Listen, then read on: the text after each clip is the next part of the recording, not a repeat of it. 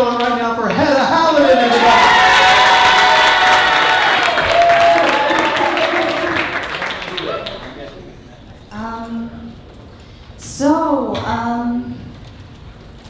I was molested by a clown when I was younger. So now every time I laugh, I cry. Okay. I wish I could do stand-up tragedy instead of comedy because I could just talk about my life. I wouldn't have to do a bunch of weird small jokes about it. I'm an actor. I have been in something called Nothing. So Nowhere Channel. I'm there all the time. Sometimes I fantasize about having another job, like a more stable job, like being a nurse. But I would be a terrible nurse because, first of all, I'm afraid of needles. Second of all, I would try to make jokes all the time. Like, oh, don't worry, you're not gonna die. Actually, I don't know, I'm not the doctor. Like, I don't know. It would be a complete train wreck. I moved to New York less than a year ago, and I love it. I love it so much. But on some days, I feel like it's the poorly run Disneyland for adults. It's just everything's overpriced. Like literally, the only thing that's free is looking at ducks in Central Park. That's the only thing I've found that is free to do. There's a haunted house. It's called the Bronx. You can go in there, but it's recommended you don't go alone. Too scary.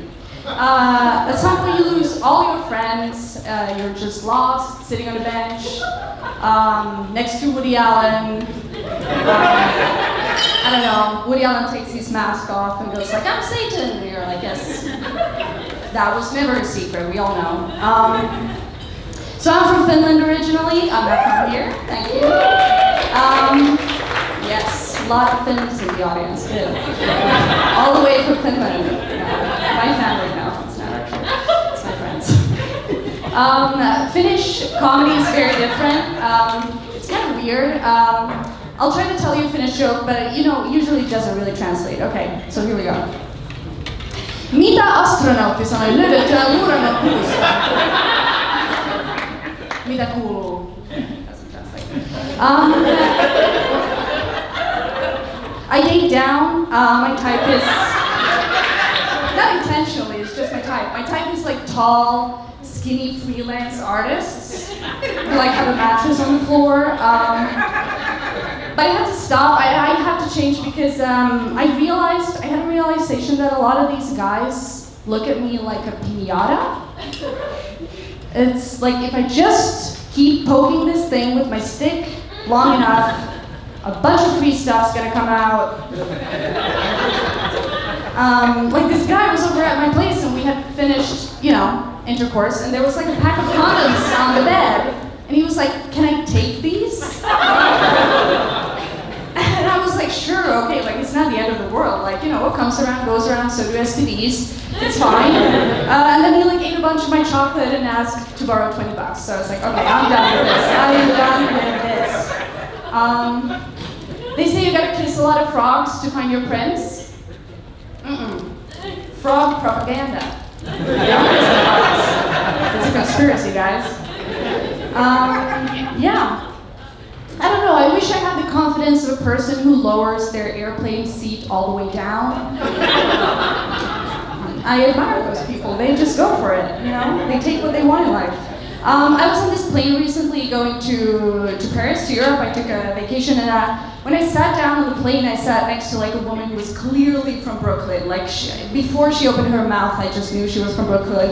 Then next to her sat down like a French woman, and as soon as the plane took off, it was just like instantly like the battle of attitudes. Like it was just passive aggressive bickering, and they just kept going at it. And at some point, like the Brooklyn woman won, and I was kind of rooting for the French woman because I was like, she can't help it. She's just French. That's just who she is. But then like the stewardess asked me like, do you want something to drink? And I was like, oh, you know what? I'll have a glass of sparkling wine. And she was French, and she was like, in France we call it champagne. And I was like, oh, you know what? Tell her what's up. Tell that French bitch. I don't care. Why are we going to Paris? We will hate it there. Okay, I don't know. don't get it. As a European, it's very, very concerning to me. Because in Europe, there's only two situations where you will hear nice teeth. And the first one is at the dentist, and the other one is just right before you're getting murdered. I don't know, I talk about murder too much in my daily life. I had a friend who recently told me, Hedda, out of all my friends, if I found out that one of them was a murderer, I'd be least surprised if it was you. So now we're not friends anymore, because I killed her.